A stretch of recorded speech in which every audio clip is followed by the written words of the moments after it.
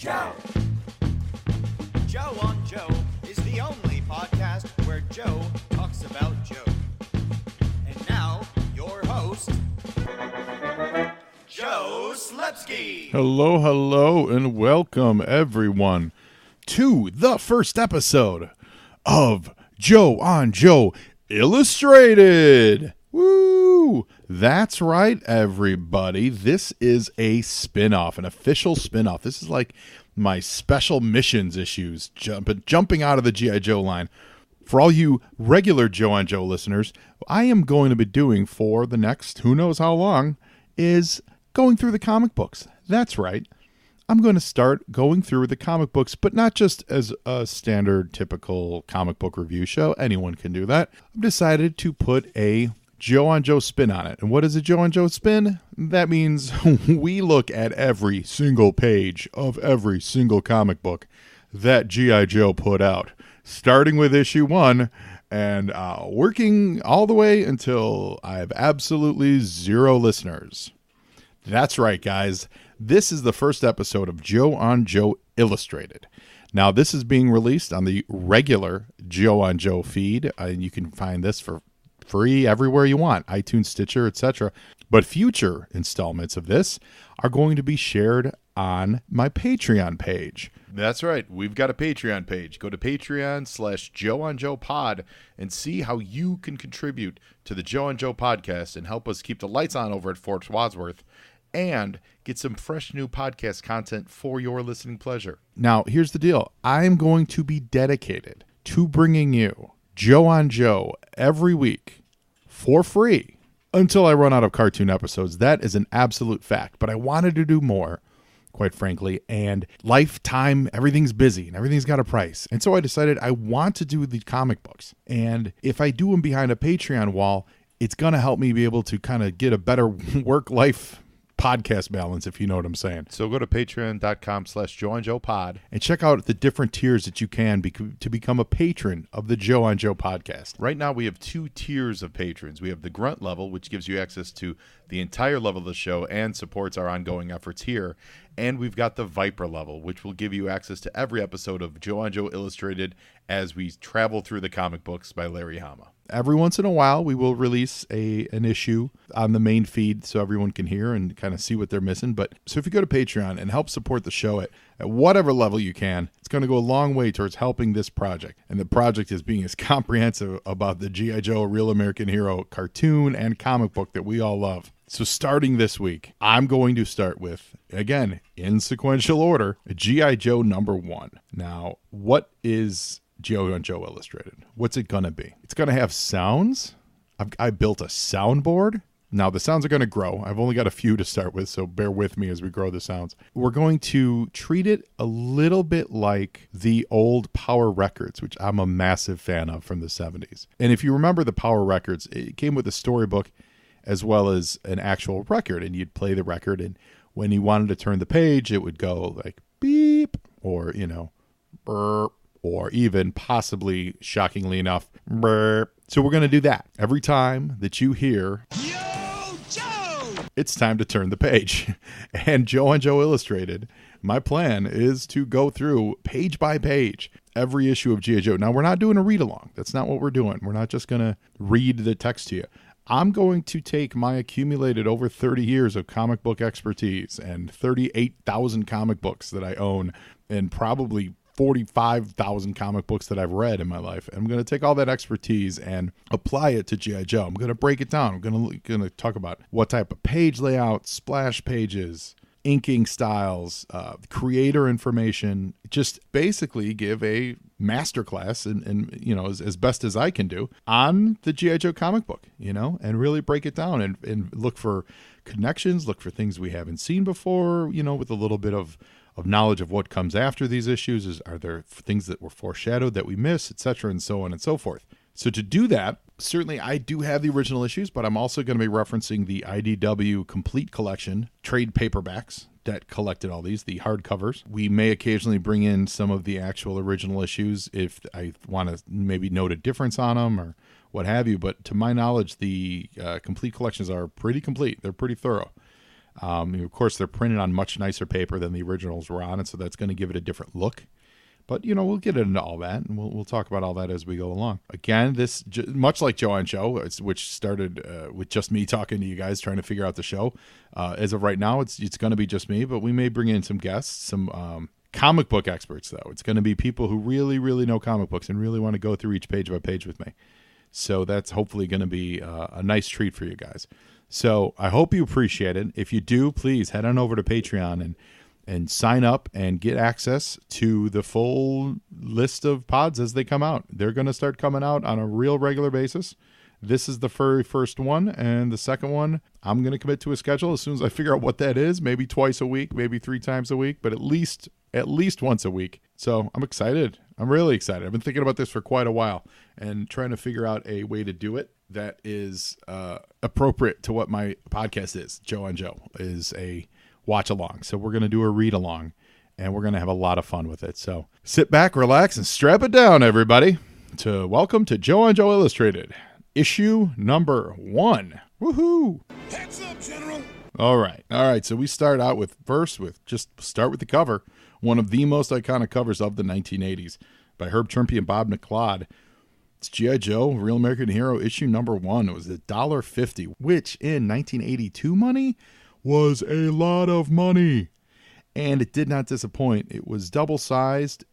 It was on paper. They actually referred to it as Baxter paper at the time. And one of the things they did when you get to issue 2 is they switched back to traditional newsprint paper. And for a very long time, that actually hiked up the cost of issue number 2 in the back issue market, because issue number 2 technically was the first issue printed on traditional comic book page, like newsprint. And issue number 1 was treated more like a magazine, really. And as we read it, I've read some interviews with Larry Hama where he's basically said, yeah, I wrote the first issue and that was kind of it. Like, I figured that was my story on it. And it's funny because it really does read like it. This first issue reads like a wonderful primer, or primer, however you want to say it, on the G.I. Joe team and setting up an ongoing battle. But then that's kind of it. Like, there's not a lot of ongoing saga here. But it is an amazing story.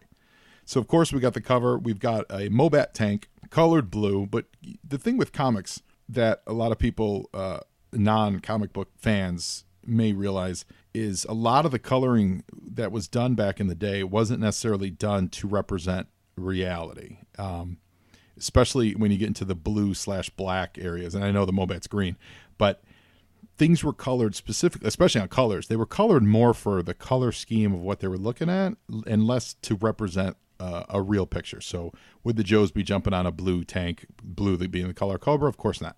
But with all the guys being in the green outfits surrounding the tank, they needed something to pop. And traditionally, blue is used as a kind of a substitute for black/darker color. Blue's often the highlight, let's say, for example, in Superman's hair.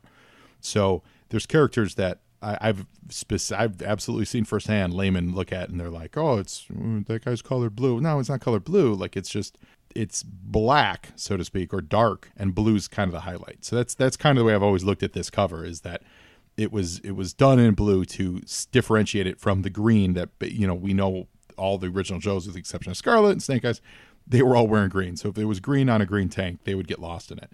And it really does pop. You've got Scarlet, and you've got Stalker, and it looks like, who do we got? Flash, Steeler, and that appears to be Hawk leaping from the top. Of course, they all wore very similar outfits, but if you look for the telltale signs, like he's got the knife on his chest. The only other person I think it could possibly might be is Grunt, but Hawk, the way they draw Hawk on the front matches the Hawk on the interior with the knife cutting across and the grenades and everything. So I'm going with Hawk. And it's funny, noticeably, no Snake Eyes on the cover. The guy who would obviously become the most popular G.I. Joe, not on the cover of issue number 1. All right. So here we go with our first sound effect. Remember, every time you hear this, guys, turn the page. Yo, Joe! All right, page 1. So we've got a nice splash page. And again, for you uninitiated, splash pages are a picture that basically takes up the entire frame of the page. That's literally what a splash page means. Jack Kirby pioneered the use of this. He's not the first one to do it. Will Eisner did a lot of work with splash pages. But for my aesthetic in the Marvel era, Kirby did it best, where they would always open the page with like an epic splash page, the title of the story, and very often the action you see on a splash page either A, sometimes never actually happens in the story, or B, happens much later in the story. But it's there to set the tone and to kind of say, this is something that you're going to get ready for. The Latin term for it is in medias res, like in the middle of. You start the story in the middle of the story where the action's most popping. And that's certainly what we do here with Operation Lady Doomsday, which is the name of the first story in G.I. Joe #1. It's got some word balloons that like fill us in on who G.I. Joe is. And, of course, you got the credit box. We've got Larry Hama, who's the godfather of all things G.I. Joe, of course. Herb Trimpe, he passed away just a couple years ago. He drew probably the most Joes until maybe you get to the modern era with the current IDW stuff. I think he might have been surpassed. Bob McLeod.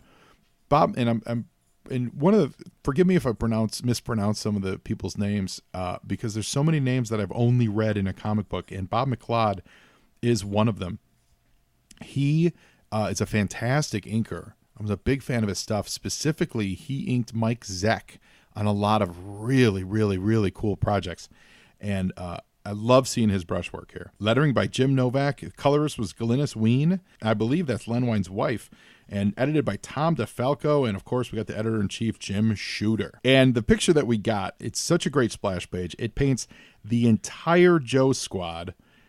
Gives us an image of everyone in the game that we're going to be dealing with, including our very first glimpse of Snake Eyes. That's Snake Eyes' first appearance right there on the first page. It's his back.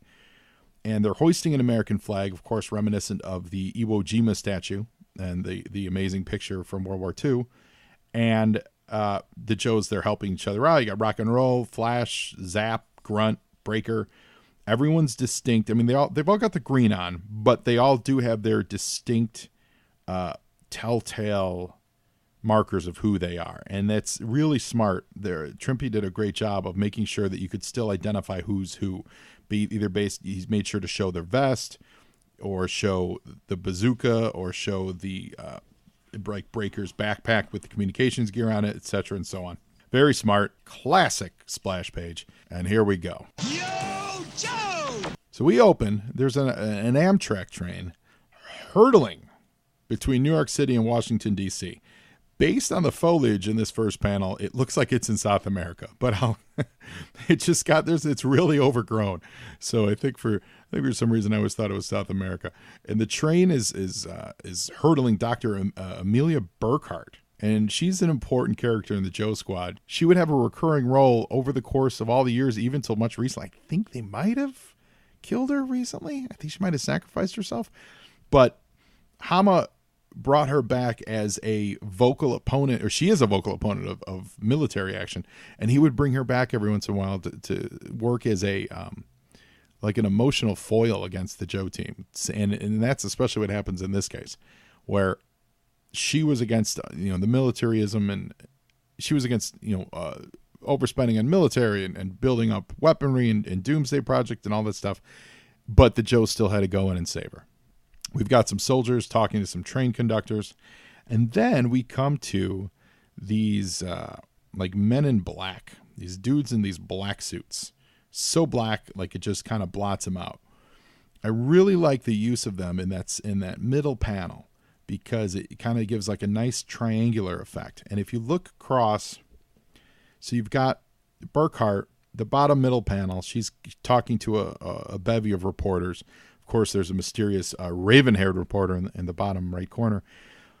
As she's talking to them, she's got the two security guards behind her, the two to her immediate sides, and then on the page to the left, you've got on the same line, you've got another drawing of a security guard. So you could draw an arrow from the far left of the page, cutting across both panels, and it meets right in the middle of the page. And then draw the other side of the arrow to the right, cuts across the top of both of those security guards.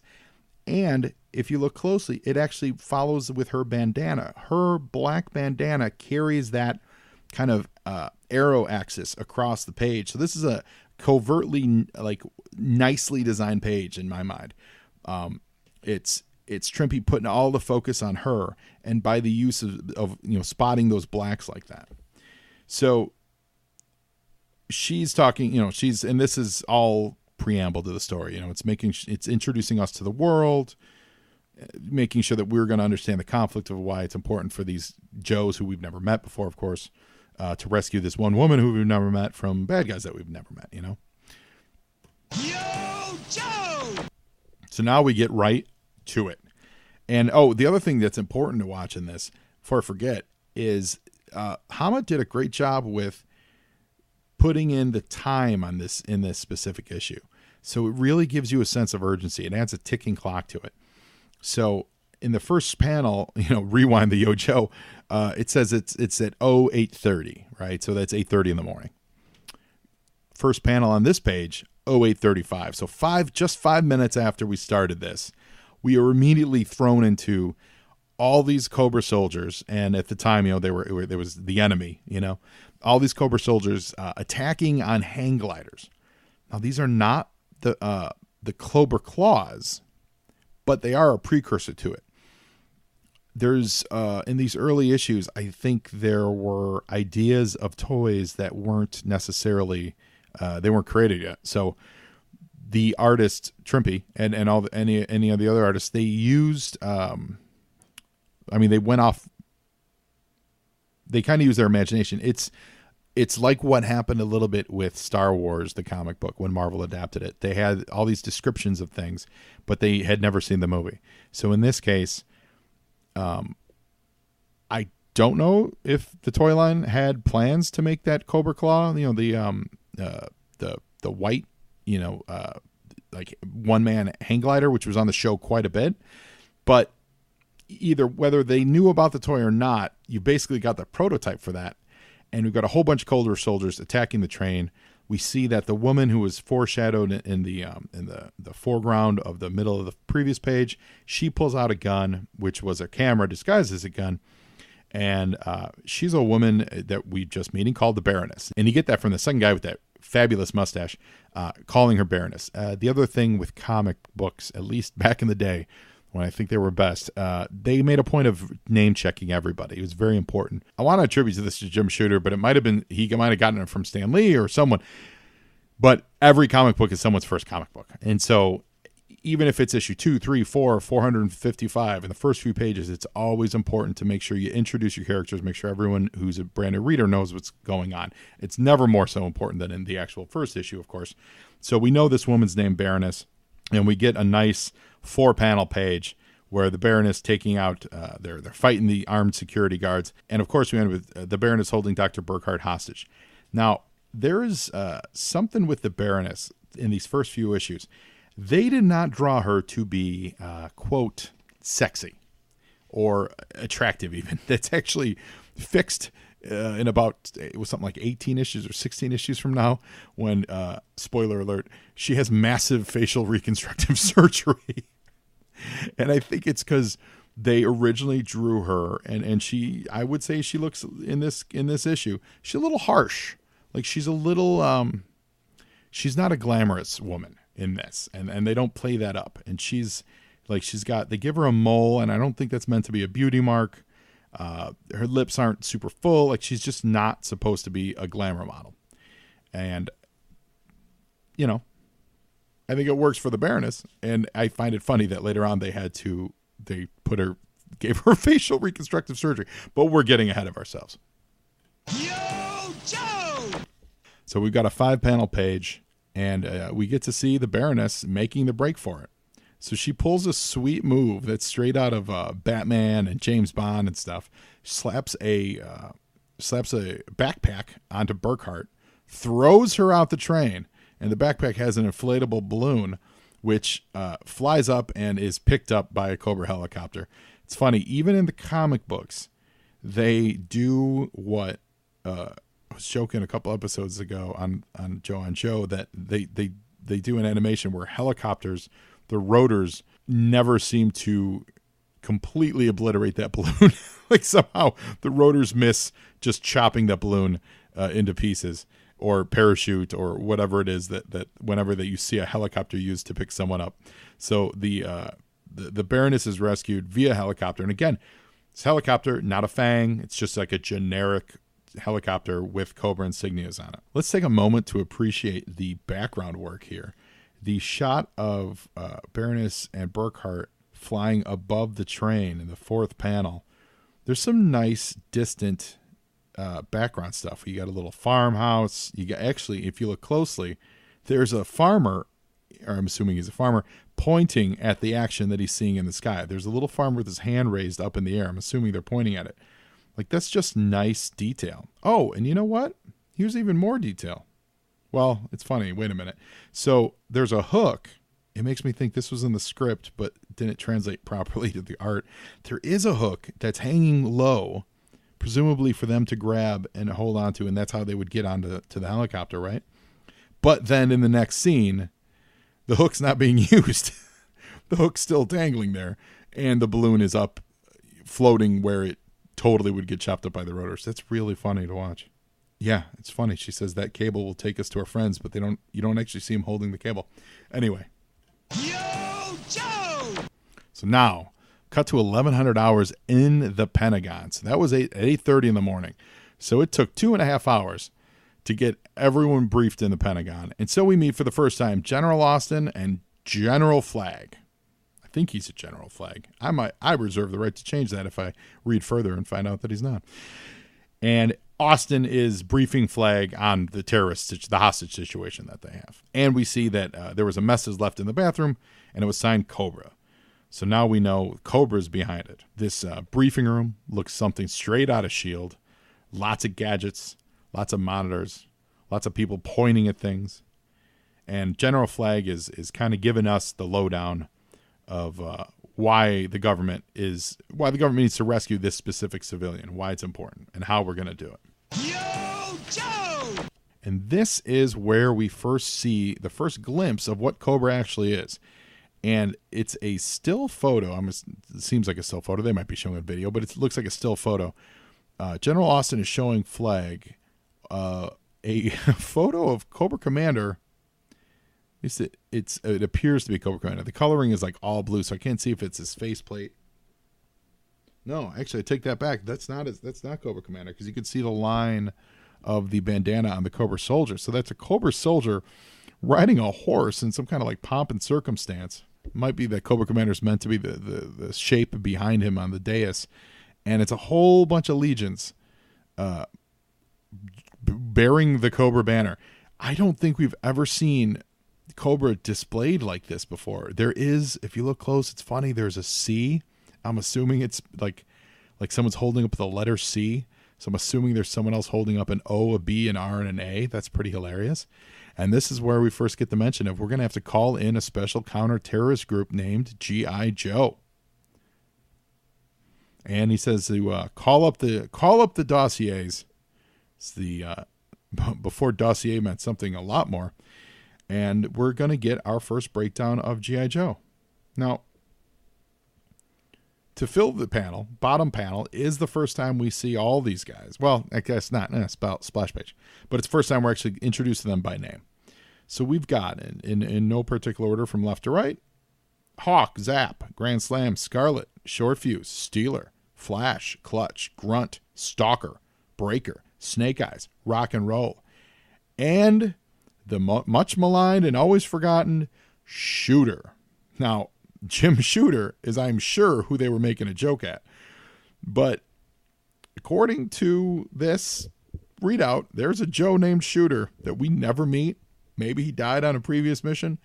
There's also, frankly, if you look closely, there's more screens that show other soldiers. So there's one more soldier that's off the screen there. So I'm sure the Shooter in question was meant as a joke about Jim Shooter. However, I'm going to say there's a missing Joe out there. Maybe we get the Ballad of Shooter one day. Yo, Joe! This is where we meet Hawk. He's the leader, Clayton M. Abernathy. And we find out that an hour and a half after this discussion, Hawk is being driven by Clutch onto Fort Wadsworth. I can't be remiss and mention that Hawk mentions this isn't Asbury Park and we're not on Thunder Road. Delightful reference to Bruce Springsteen. Big shout out there. And we also learn in the middle panel, we learn that General Flagg, quote, hasn't worn out his first set of khakis yet.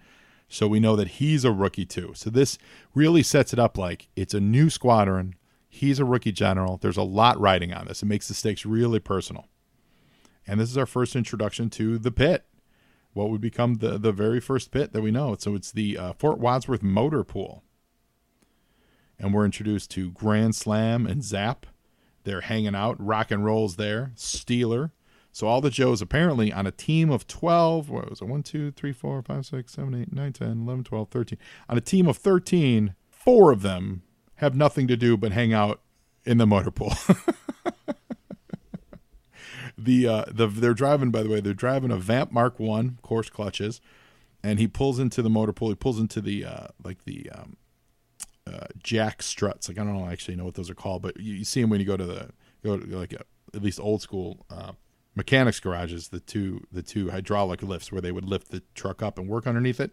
Kind of cool because even though it doesn't look like the toy, the G.I. Joe headquarters that they would make, that also had one of those that you could, if you remember, you could pull out the plastic lever in the back and it would pop the truck up so you could work on it. So they basically pull onto one of those struts and Yo, Joe! they don't go up. When Grand Slam presses the button, they go down. As they say, we must be the only motor pool in the world with a hydraulic lift that goes down. And we see that there is multiple floors. So we learn that there's 5 floors to the pit. And the floor they get off is where they store all their military equipment. And it's also beyond where the tanks are. It's their training facility. So we've got all the rest of the Joes that weren't upstairs apparently doing nothing. They're all training. So we see Scarlet. She's practicing her crossbow. Looks like it might be Zap working his lasers. That's got to be Grunt because Rock and Roll is upstairs. Stalker is hand-to-hand combating with somebody. Looks like Short Fuse might be working on on a bazooka or disarming or like field stripping a bomb or something like that. And we know Zap's upstairs. And it appears that that's Breaker, who's doing like underwater breathing exercises in a very strange snow globe looking swimming pool bubble. But it's a classic shot. It's a great shot. It basically shows you that even in downtime, these guys are always training, except the 4 slugs that are upstairs, of course. Yo, Joe! Hawk gives them the breakdown for briefing, and you get a nice shot of everyone coming together and like, hey, we got another hot mission Breaker. And again, they're name checking everybody. Breaker, Scarlet. They name Snake Eyes. Snake Eyes this is great. The first dialogue for Snake Eyes ever is just an empty word balloon with quote marks in it. And you get Stalker saying, can I quote you on that? And I love that it's Stalker. I wonder if Larry Hama knew even back then that he was going to make Snake Eyes and Stalker be buddies, going back to Vietnam and everything, because there's a little bit of camaraderie there that I like quite a bit. And then we go into their briefing room, and we get a layout of the island, of course. It's a high-resolution hologram of the island. Of course, it's a hologram because it looks like a model, and no one would be able to build a model that fast. Hawk gives them the lay of the land. And Breaker still has not put on a shirt. Yo, Joe! It's a cool shot of Scarlet at the top of the page, like being like amazed, like, oh, this is the castle we need to break into, a castle or bunker that we need to get into. It's a nice look. She's like, oh, I'm marveled. This is a hologram. Again, more name checking. We got Grunt, Stalker, Short Fuse here hanging out. Breaker chewing bubblegum, which was a fantastic little character piece that they have in this comic. I don't think they ever really did it much on the cartoon. And we basically pair up like teams. This is the kind of classic setup, this whole problem, everyone get briefed, we're going to break off into teams, and then we're going to solve the problem. This goes back to early days of like Justice Society and Justice League adventures. There's really not much separating this G.I. Joe adventure from any kind of traditional superhero thing. Where the storytelling, in order to give focus on each individual person, you can't have everyone in the same room, in the same fight at the same time. There's no emotional attachment to it. So you break them off into smaller pieces, and then you could tell some slightly more personal adventures. So you just have 2 or 3 people talking to each other as they go off to, cut the emergency power. And then you have 2 people as they go to sneak in through the sewers, and they can have conversations and they can reveal character bits. When you do it where like it's an all out assault and everyone's just charging from, one APC onto the island, or so to speak, you don't have time for that character stuff. You just want it. In that case, it's more about stereotypes of who these people are. This guy always says Sweet Aunt Petunia, so that's what he says there. But if you pair him off to a friend, they can each reveal something a little more personal, and then that makes the reader dig in a little more. So, of course, they get briefed on what we were already briefed on, and we see on the next page, Yo, Joe! Snake Eyes basically saying what I think maybe a lot of readers might have said too. It's like, why would we risk our lives to save this woman who doesn't like us in the first place? This is where we get the quintessential line from the G.I. Joe comic book that absolutely defines, I think, the comic from issue 1 onwards. It is there. With great power comes great responsibility. I don't know if he meant it to be as important at the time, but he absolutely, this is the great power, great responsibility of G.I. Joe. We're soldiers. Our job is to follow orders, to do the impossible, and make it look easy. That's it. That's what G.I. Joe is all about. That's 100% what they're about. So now we cut to, it's 1920 hours. So it's about, what is that? That's like 7:30, basically. It's like 7:20 p.m. on Cobra Island. So now it's given the Joes about 7 hours to get their stuff together and kind of get on a plane and get moving. And we're going to meet our good friends over at Cobra for the first time. Yo, Joe! And there he is, old Fang Face himself, Cobra Commander, for the very first time. We've got a nice panel, cuts across the whole top of the page. We get Cobra Commander in his hood, not in his silver mask, but in his hood for the first time. And, there's a nice big Cobra logo in the background, which is beautiful. There is a bald dude to the right of Baroness that I don't know that we get identified here. And I don't know if we identify him a little later on. So I don't know who that could be, quite frankly. I don't think we ever really revisit it. Some of the Cobra soldiers we see in the middle of the page, they're not wearing helmets. They have like just traditional like G.I. Joe level buzz cut on. So it's a little more personality there. The Baroness, you look at her close-up picture. That's not beauty school drawn. She's not drawn to be a model for sure in this. They also give her a lot of the yellow piping on this first look, which I'm glad they got away from. I like her better in like the black and blue, just like the solid leather. When they revamp her costume in a few issues, I think it works much better. Cobra Commander's mask is also a little different. He's got the Cobra logo in a circle, kind of like the Bat logo, really, in the circle of his forehead. Of course, that would change. I'm not sure what issue that actually changes, and we see it in the more traditional, with just the, what I'm talking about, with just the Cobra insignia straight on the blue part. But for now, it's still more of like a Bat signal logo in the front of his forehead, and it's a great line. You will soon see the distinct advantage of having no scruples whatsoever, as he points menacingly at Dr. Burkhart. Now on Commander, I love all the gold piping and the gold, he's got the ropes on the shoulder and the golden holster on the side. Now that was 1920 hours. Yo, Joe! So now it's 2015 hours. So let's do the math on that. And that is, because I can't do math. And so now, this is almost an hour later. It's about 55 minutes later. The Joes are rowing in on an inflatable raft in order to be quiet. Stalker, he has got a jump jetpack on. That's the other thing that this issue does really well, just like the cartoons. It definitely features the toys. So these early toys that were out, like the jump jetpack, it highlights them for sure. They even call it the Jet Mobile Propulsion Unit. Usually, I think in most movies, when you see people sneaking in on an inflatable raft, it's like, oh, okay, like, oh, they're gonna get unseen. Oh no, not Cobra Island. And by the way, this is not the traditional Cobra Island that we'll come to know in later years. This is just like a Cobra Island. The Cobras absolutely see the boat. There's no fooling here. And as before they get in range of the Cobra guns, Stalker, using the jump jetpack, he flies over the early guards and he drops a bunch of grenades and blows them all up. And then the Joes come in with machine guns blazing, and they cut a path to the beach. Yo, Joe! So Stalker lands on the beach, finishing his Iron Man routine as the rest of the team scoots the inflatable boat onto the beach. Now we also get a little bit of a map here. So this is giving us a kind of an idea of where they are, how they have to go. This is really actually a really important panel. I'm talking about the top right panel as they're shining a flashlight on the map. We see that it says Force 1 lands here, Force 2 lands here. We see the Spanish fort, the fishing village, the radar. Force 1 needs to knock out the radar, and Force 2 is going for the fort, things like that. So this is great. For those of you out there who have ever played the old G.I. Joe board game, the original board game, they use this layout for that game. That game is basically this mission, so it's pretty neat. That was, what was that? So that was 2015 hours.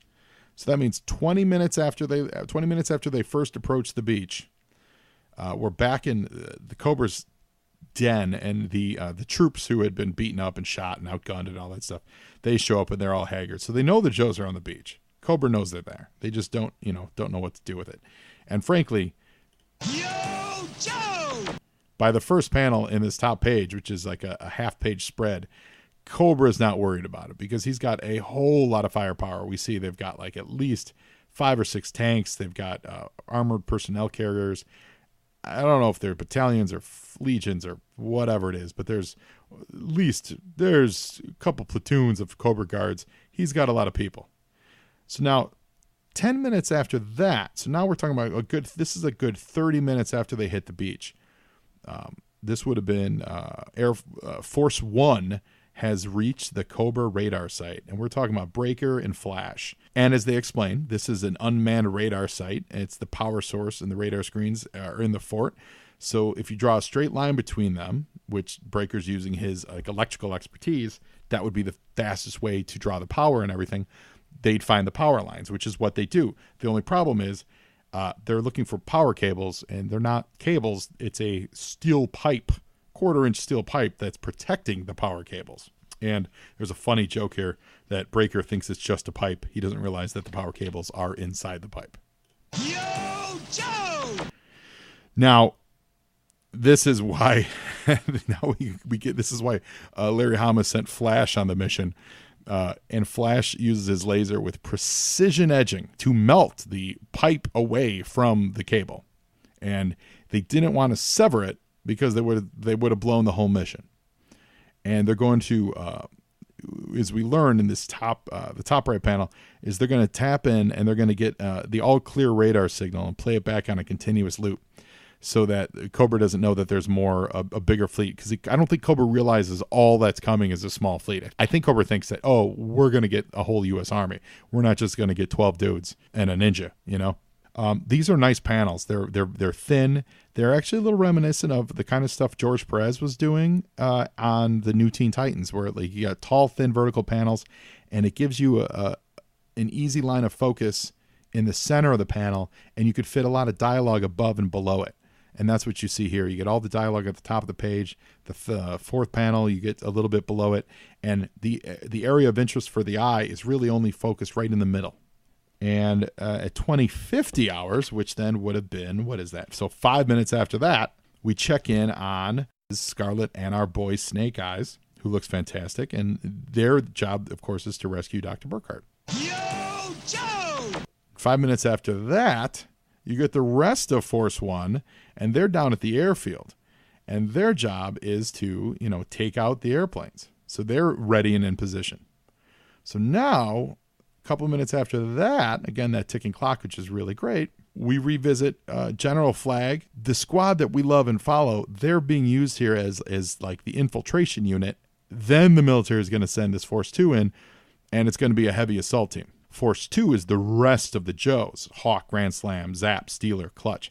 They're the heavy mission force. They're the ones that are going to be coming in at that second part of the beach, but only after the Joes knock out the radar and all that stuff. And we revisit the generals. They're kind of, again, filling us in on the information of what's happening with the plan. And at 2059, so basically 2100 hours, it's time to go. Hawk's waiting for the signal, which is a little firework display. Yo, Joe! And that's what Short Fuse is good for. 2100 hours on the dot. He drops a whole bunch of mortar rounds and he starts to blow up all these Cobra planes. The shot in the middle of the page here, which is Grunt and he's got his legs akimbo, his arms out, his left arm is outstretched, his right arm is firing a gun. That is a very famous image that was used and a lot of the marketing for the G.I. Joe comic book. It was used. I want to say it starts showing up in the corner box, like where the price box. It is a very famous image, and it's so funny because it's just such a small image, of middle of the page, in the middle of the comic book, and yet went on to be such iconic stuff. And it's also funny that it's Grunt, because we talked about when we did Grunt's file card on Joe and Joe, Grunt's file card for his actual action figure, the image on his action figure card, that was used probably the most of any other G.I. Joe to, quote, represent G.I. Joe. That was used more than Duke, etc. Like, it's because it's just this great image of a generic soldier, going into action. And so here we go. Here's the origin of it. In the bottom left panel, it looks, at first glance, it looks like, oh, wow, there's a lot of dead Cobra soldiers, but you look a little closer and they were dummy planes. And those weren't real soldiers because Cobra knows what they're up to. And so Cobra themselves set up a decoy. So I love this. It's Larry Hama, not making Cobra complete stooges. Yo, Joe! So now we revisit the fort and we see, this is a little precursor to what we would get 20 issues later in G.I. Joe 21, of course. Snake Eyes and Scarlet just being ninja silent deadly in a castle, chopping fools on the neck. 10 minutes after that, we get the two recon teams meeting up at the fishing village. And they have one more thing to do. They have to set up the ambush so that the Force 2 team can land on the beach. And the Baroness, very upset because Cobra Commander likes to keep things to himself. It's kind of reminiscent of Star Wars The Last Jedi, when General Holdo wouldn't tell Poe Dameron what the plan was and everything went to hell. So maybe that's going to happen here. Yo, Joe! So the Baroness, she wants to kill Burkhart. The Baroness, in these early issues, is absolutely played as a fanatic. She is played as, like, I'm a believer in the cause. We need to kill her. And, of course, Commander's like, I'll do time, because he's not a dummy. He knows she's a bargaining chip. If you look closely, you see the Cobras giving the Sig Heil salute, very Nazi-ish. I doubt they'd have them doing that today. But this was a time when, the people making these books, fresh off Vietnam, of course, but frankly, some of them might have fought in World War II, and if not them, definitely their fathers fought in World War II. So if you're going to make a bad guy, you're going to have them Sig Heil. In this type of like platoon of nameless Nazis, they're going to be Sig Heiling. So you got a Sig Heiling Cobra soldier throwing down with Cobra Commander, letting us know that the assault's landed. So now that Force 2 recon team's landed, and they've got all the toys with them. There's the Mobat, there's the Vamp with the HAL and the Ram motorcycles there. And, of course, that's Rock and Roll riding the Ram motorcycle. Clutch driving the Jeep with Grand Slam. And it's funny, you've got, like, one of each of the toys. So it's a big strike force, but they didn't think, like, let's bring 2 tanks. No, they've got 1 tank, 1 Jeep, 1 laser, 1 motorcycle with, the Ram motorcycle. It's really great. Yo, Joe! We see Rock and Roll pulling, and I'll bet you this is inspired by The Great Escape. He's pulling a Great Escape as he just launches the Ram over a trench dug with a couple Cobra soldiers. We see Clutch and Grand Slam driving around in the Vamp with the laser on the back. Then we cut to the Spanish Force, of course, and Snake Eyes and Scarlet are just blowing it to hell. Now is when we get Cobra Commander. He's going to actually fill her in on his plan. However, they're not filling in the reader on Cobra Commander's plan. So now it's like Baroness is finally going to know what Cobra Commander's up to, but the reader ourselves, we think that he's just sending Dr. Burkhart over to the airfield. So now we're at 21:55 hours. So this is 1 hour and 40 minutes after Joe's first approached the beach, and 55 minutes after the first set of that short fuse let off those mortar rounds and really kicked everything off. Yo, Joe! And while Burkhart heads to the airstrip, we see the Joes walking through what's left of this fishing village, and we see how evil and really what kind of bad guys Cobra really is. They've killed the entire village. All the women, children, they killed all of them in order to stop them from helping the Joes. So this puts a real serious slant on the action for G.I. Joe. Now, the bottom half of this page is really pretty cool. It's almost like a real-time strategy simulator game. So we see an overhead shot of all these Cobra tanks coming in a column. We've got the laser set up to approach them head on, while Mobat is running an ambush, taking out the first 2 tanks, which stops the column. The laser, which was getting towed by the Vamp, takes out the last tank in the column. Like, it's great. And the way it's drawn, it's very easy to follow. It's really fantastic. In fact, my description of it was probably more confusing than it is on the page. Yo, Joe! We also still see that Rock and Roll has not stopped driving around the forest, mowing Cobra soldiers down. It's amazing. So we catch up to the fishing village, and we've got Dr. Burkhart in the motorcade. They're finally arriving there, and unexpectedly, Stalker shows up in a flying with the jump jetpack, and he's there to rescue Burkhart. And as he grabs her out of the car, turns out it was the Baroness in disguise the whole time. So everything's going to plan according to Cobra Commander. He knew that they wouldn't have the time to extract the Doomsday Plan from her unless he neutralized the force that was going to rescue her. So he used her to lure the G.I. Joe team into a trap. Now he's going to, quote, don his special helmet. Yo, Joe! Which means the next time we see Cobra Commander, he's going to have the face mask on. We see Cobra Commander's getaway helicopter, and he's going to blow the whole place sky high, which is what he wanted. He wanted G.I. Joe to get all on the island. Then he was going to kill everybody and get away with Burkhart, and he'll worry about extracting that information later. Meanwhile, the Joes are blown through the fort. The Mobat actually gets knocked out by a rocket launcher, kind of stopping the tank in their tracks. And I'll tell you what, though, Zap absolutely kills 2 Cobra soldiers right here. It's pretty great. And and so now they're all hanging on to the Vamp. We check in on Scarlet and Snake Eyes. They've been waiting for Hawk to show up this whole time, but they don't have time to wait anymore. So they realize they need to get to it. They need to stop Cobra Commander from getting away with Burkhart. Yo, Joe! And here we go. There's a showdown in the hangar. Burkhart, Snake Eyes, Cobra Commander, Scarlet. The door slams shut behind them. They're cut off from the rest of the team. Cobra Commander's got a gun to her head.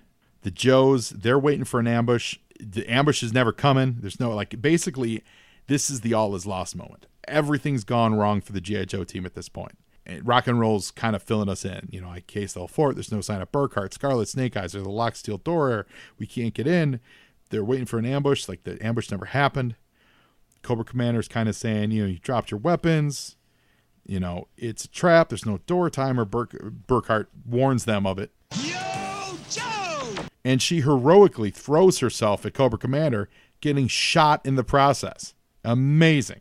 Scarlet reaches to her arms and pulls a throwing star off her suit, which was a weapon which they didn't see to drop. And she flings it and hits Cobra Commander in the wrist. Now, this is the interesting. We see in the background, we see the Baroness. The Baroness was last seen in Stalker's arms. So I don't know where the Baroness came from, how she got away from Stalker. I have no idea. I don't think that's ever really explained, but she must have. I don't see Stalker anywhere. Okay, Stalker's not seen for the rest of the show, but the Baroness is. She might have murdered Stalker. I'm just saying. Stalker's gone for the rest of the episode. And last time we saw her, she was in his arms.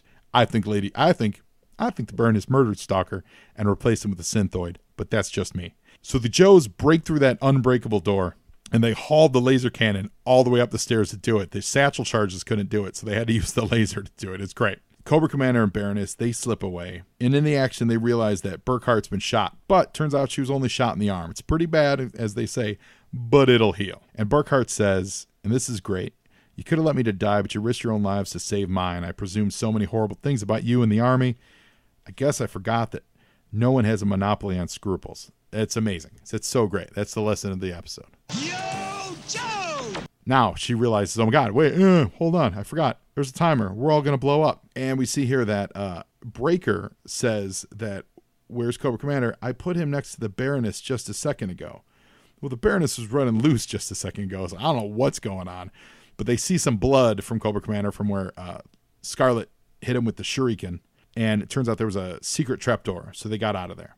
They jump into the Cobra helicopter, and they steal the Cobra helicopter to fly off the island. Yo, Joe! And just in time, the whole fort explodes. And it's great. The Joes are lamenting, like, "My tank, my Jeep, my motorcycle." And there's Stalker. Okay, so Stalker's alive, not replaced by a synthoid. But he says, General Austin will buy you new wheels when we get back. And we see that Dr. Burkhart, she's still, and this is great. This is great writing by Hama. I still feel that all my political actions were justified, but at least now I know that somewhere in the Pentagon there are people who care. It's so important. And then we cut to the other side of the island near the airfield that we were at earlier, and Baroness and Cobra Commander are escaping on a single-engine prop plane. And shall I plot a course for our true headquarters, Commander? Yes, this endeavor has ended in failure. We must rest for now. What an amazing adventure. Everything you need to know about who the Joes are, their place in the political atmosphere, all the characters, what they're doing. So good. Love it. Absolutely love it. There was something they did in this first issue which they didn't do much of in the subsequent issues. They gave you vehicle profiles. And in this case, we're looking at the heavy artillery laser, which is the HAL. This is the laser that they drug up the stairs to bust through the door with. And you've got Flash telling you all about it. He said, I'd like to tell you all about my little pea shooter, but it can't. Every functional aspect is top secret. So what does that mean? It just means they didn't want to get into the real details of it. But it's got hydraulic legs and stabilizers, exhaust ports, main barrels. Basically, you tow this laser and then you melt things. It's amazing. Now, as we said, this is a double-sized issue. And so now we get to the backup feature of G.I. Joe issue number 1, the special bonus feature called Hot Potato. It's a nice, quick little 10-page story that we're going to dissect for you here on Joe and Joe Illustrated. And let's get into it. We open on a nondescript Middle Eastern village, like something out of the early scenes of Raiders of the Lost Ark, and 3 Joes are in mufti, as Larry Hama used to like to say. It turns out that it's Stalker and Hawk and Clutch, and they're basically providing the narrative setup for what we're about to see for the rest of the issue, where Scarlet, Rock and Roll, and Snake Eyes are stuck behind enemy lines. They can't get rescued because the G.I. Joes can't admit to being there. So Cobra Commander is bankrolling a Middle Eastern colonel named Colonel Sharif. And the team of Scarlet, Snake Eyes, and Rock and Roll, they have a tape which is going to bring down the government. Now, the important thing about this page is, this is actually the first time, obviously it's the first issue, but it's the first time that Larry Hama has set up the Middle Eastern, or generally just European, like fake country with fake despots in there. He went on to do it more with, I believe it was Transcarpathia, and there were a couple other countries that escaped me in this immediate moment, but what we see basically is that the Joes are going to get involved in politics or all over the world, not just dealing with Cobra, although certainly they're dealing with Cobra here, but Cobra is dealing with other nations, so it's not just the United States versus Cobra, it's the United States versus Cobra teaming up with other countries. Yo, Joe! Then we get to that fantastic splash page where, and it's Hawk, who's actually not named, but we find out later that it's Hawk, who gives us the title.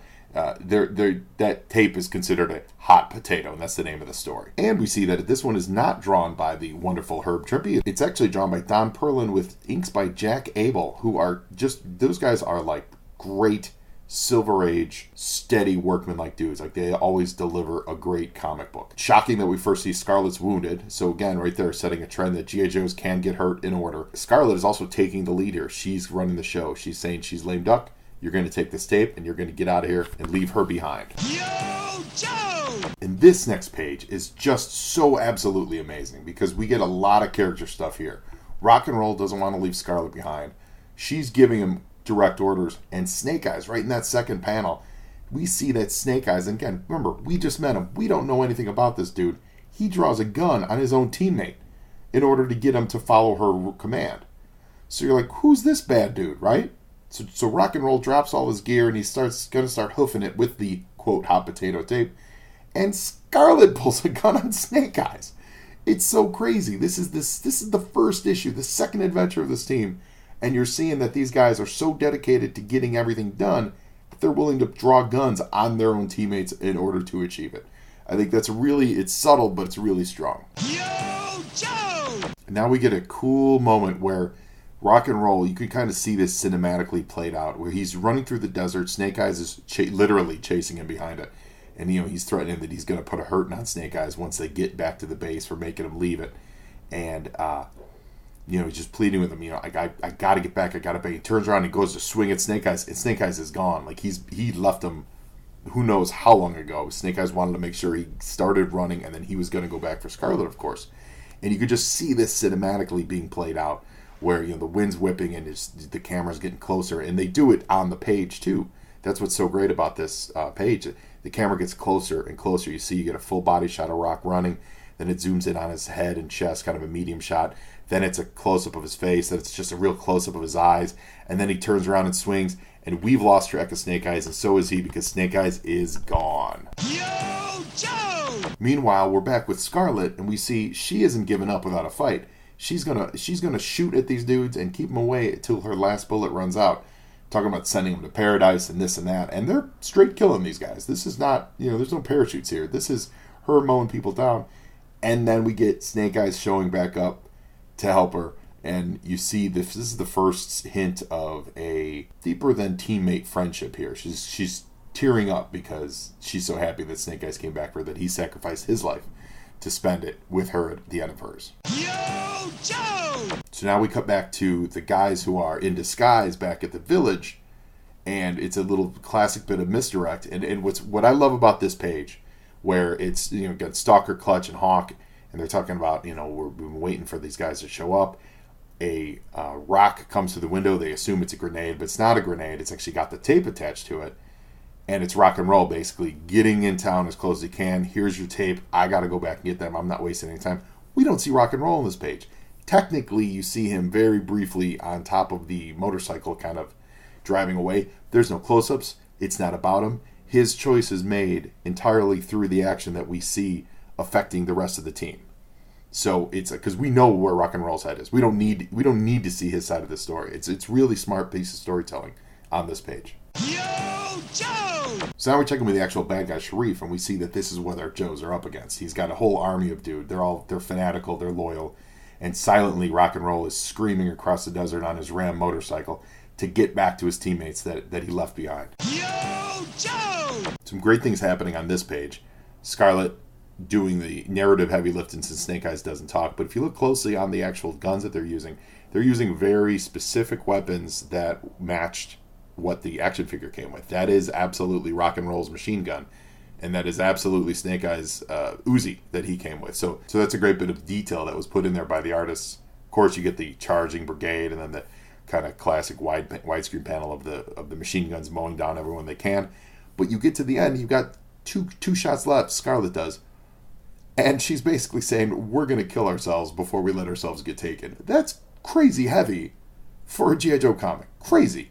She says, I've been saving 2 shots in my backup piece, and I don't know about you, but I don't want to be captured. Like, that's really heavy for a kid's comic. Yo, Joe! And now we get to some straightforward cavalry action. Rock and Roll, once again, just like in the first issue, he just drives that motorcycle around and mows people down with the sidecar machine gun. It's crazy. So they jump on board and they escape.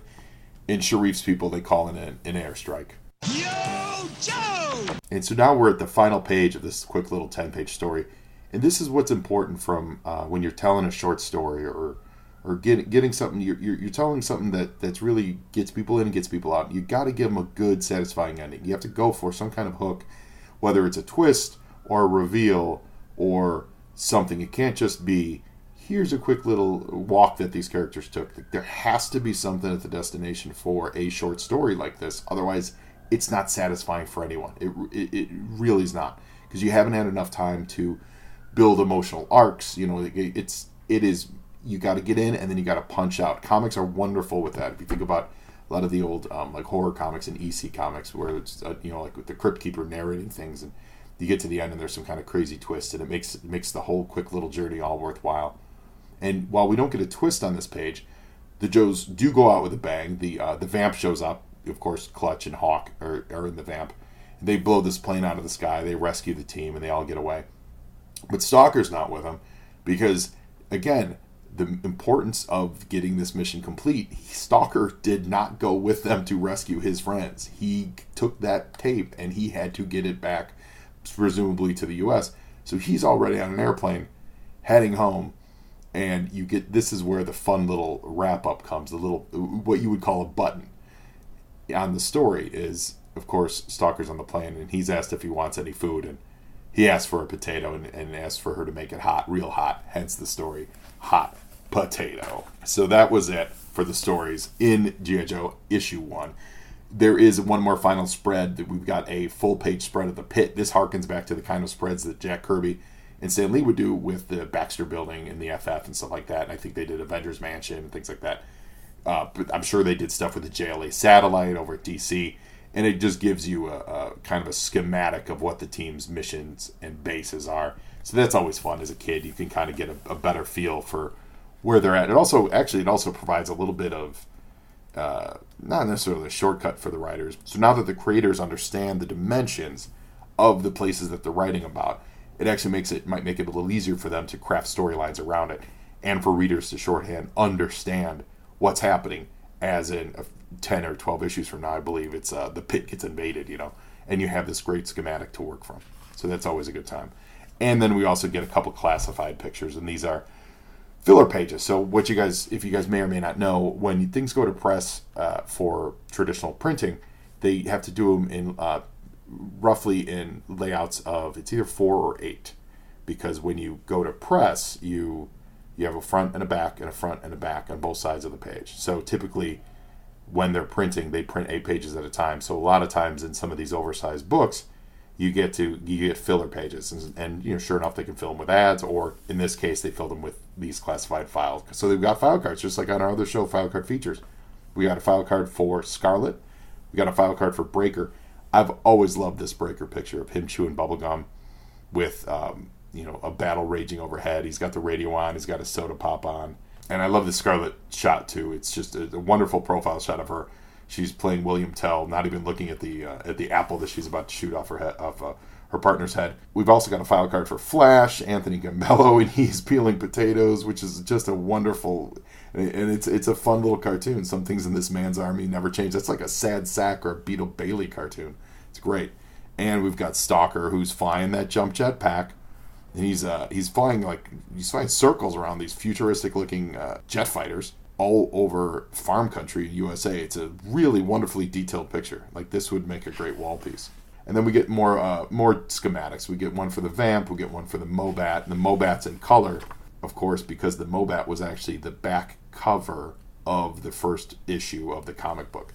So if you got it, there weren't ads in it. Like, it was like a real, complete magazine from start to finish, and the Mobat was the back page. So there we go. Ladies and gentlemen, that's as comprehensive of issue 1 G.I. Joe as I can get. I'm so glad you were able to join me for this first. Remember, if you want to hear more of this, go to Patreon/JoeOnJoePod and sign up. We're going to get more of these. We're going to plow our way through every issue of G.I. Joe. It's going to be a lot of talking. It's going to be a lot of me walking you through comic books, and it's going to be amazing. And so until next time when we cover issue 2 of G.I. Joe Real American Hero, now you Joe, and Joeing is half the battle.